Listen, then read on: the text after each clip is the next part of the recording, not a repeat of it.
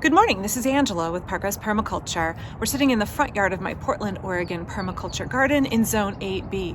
The song sparrows are singing and it really feels like spring today. So I thought this is a great opportunity to talk about my 3 favorite perennial alliums for a permaculture garden, a food forest design, or anybody striving to have more sustainability and resilience in their food supply. Now, I live in a cooler climate with a long growing season. The problem with a cooler climate historically is that it's really difficult to get those large bulbing onions to mature very well.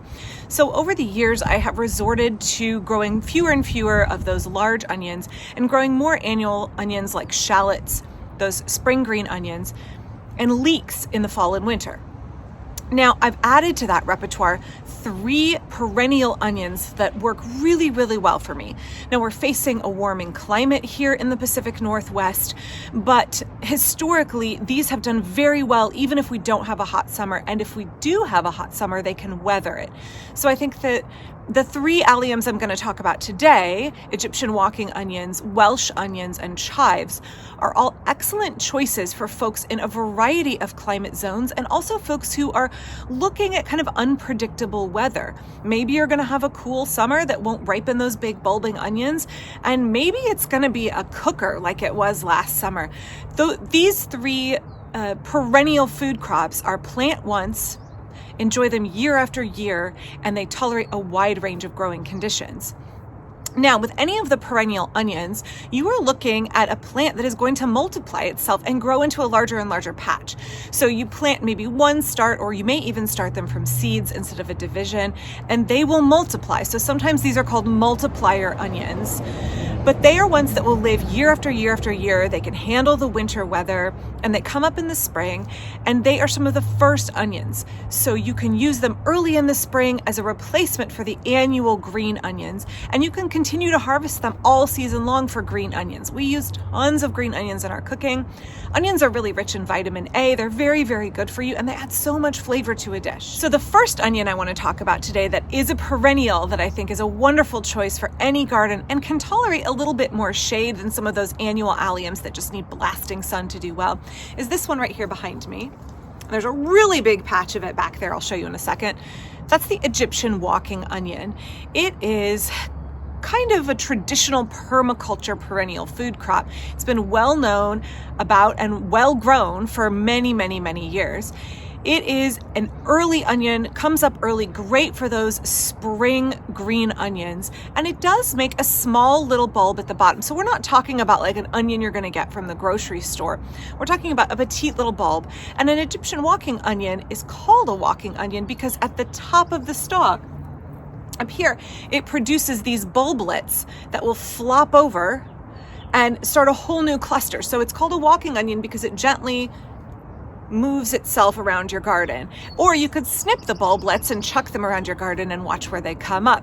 So in that way, it multiplies really well, really easily with very low effort. In fact, if I'm harvesting the little bulb on the bottom and the green onion part, I clip the top and I just throw it back on the bed and I'll find a whole new little cluster of onions. This makes the Egyptian walking onion also a perfect onion to share with friends. It's very, very easy to propagate. So now we are sitting right outside my front door. This is a Hudson's Golden Gem apple. In this guild, I have comfrey in the back, native Oregon iris here, rhubarb, I have a crandall currant, which is a native, I have a rose, I have columbine, I have a little tiny lilac start over there I just did a video on, and down here in the front I have Egyptian walking onions. So we are facing straight north. So on the south side of this tree where it does get a little bit more sun is where you want to situate your walking onions. Okay. So my walking onions, you can see here that they are a tubular onion. Again, just like a scallion would come in here. They're a hollow tubular onion, and at the top, they begin to produce these bulbules. It's very early in the season, but what you find is up at the top, you'll see like a little packet, and it'll eventually bust open, and inside there will be little bulbules that will then bend down to the ground because they'll get heavy, and they will break off and start a whole new patch of onions. You can see down at the bottom here, this is where I would harvest. So I would dig up this whole patch and I would just put back the bulbules. And I can also just clip it for green onions. Great versatile onion, spreads easily, can tolerate some shade, but you do want to think about putting it on the south side so it gets some sun exposure in your gills. Let's come over here really quickly and look at last year's cluster. So this was a bulbule up here that had lots of little babies on it, bent down to the ground. And then right here was left over the winter, and all these little bulbules, like this one, will form a whole new plant. So you can see what I mean about it being really easy to share with friends. This little baby will make a whole new patch of walking onions. Just stick it in the ground. You don't want to bury it too deep. You don't want to completely submerge the bulb, and you'll get a whole new patch. So now we're in the backyard. You can see my rain garden here. This is my first annual veggie bed, and here I have the Welsh onion, which is another perennial onion. Oh, my chickens are begging for treats. So you can see down here, I started this last year from one stalk. So this is a newer onion for me. And over the winter, it has become 5. It spreads and will form quite a large clump. And over time, as it matures, the Welsh onion, which you can again use as a green onion like you can for your walking onions, will form more almost like a leek-like diameter onion that you can use. And you can see here at the top, it's getting ready to flower. It does not form those bulbules that flop over. It forms a traditional kind of allium-shaped flower at the top. The Welsh onion is another good option for an early spring onion, and an onion that will multiply on its own. Allium fistulosum. It will spread and form a nice clump, and my hope is to divide these Welsh onions and have several clumps going in the garden. Okay, now we're over by the woodshed. You can see I have a clematis here. I have a little guild around the base of my hazel. There's a European black currant, and underneath I have several herbaceous things below it. And at the front, again, we're looking for the south side of a fruit guild or a nut guild. The south side, so we're getting a little bit extra sun. I have my chives. I have a bunch of them. I'll flip the camera around in a second and show you. Chives are such an underrated allium. They make a beautiful addition to a flower border. They make a beautiful addition to a rain garden, and they can handle quite a bit of drought. The chive plant grows a bigger and bigger clump that you need to divide every few years. And so that makes it ideal for having kind of an edging of chives, because it's really easy to spread it around by dividing those clumps. And those little diminutive purple flowers are not only beautiful, they're delicious in salad. They taste like chives. The greens, obviously everybody knows chive greens are great on a salad. They're great as a garnish.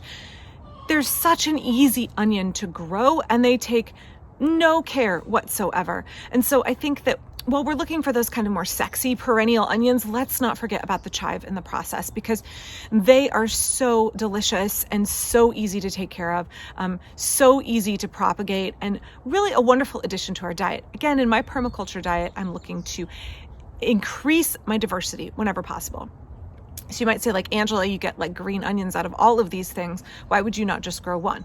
Well, if I grow multiple species, then I am increasing the diversity and reducing the likelihood that a pest or disease is going to come in and wipe out my whole perennial onion supply. I'm also adding little nuances of flavor and texture when I choose to grow different varieties and different species.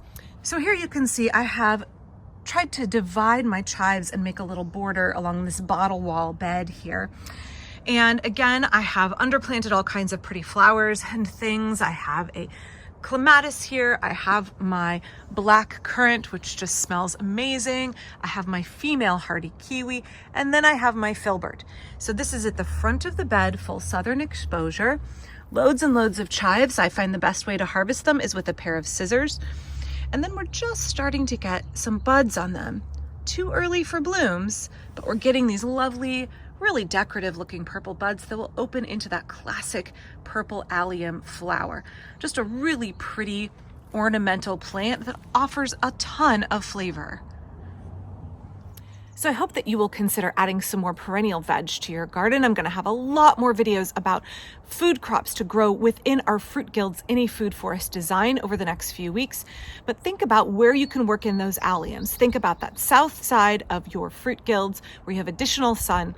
Think about having them be that low herbaceous layer that doesn't get very tall, right? So it's good to tuck around other things in the fruit guild. think about having that diversity of perennial food crops. Even if we're not talking about a substantial quantity of caloric intake in terms of onions, we are talking about an important culinary element that adds a lot of flavor and a lot more value to our diet. So I'll be back for my permaculture garden here. Again, lots more about perennial food crops and things that work really well in my fruit guilds. Thanks for watching today. Check out my Patreon down in the description. Bye.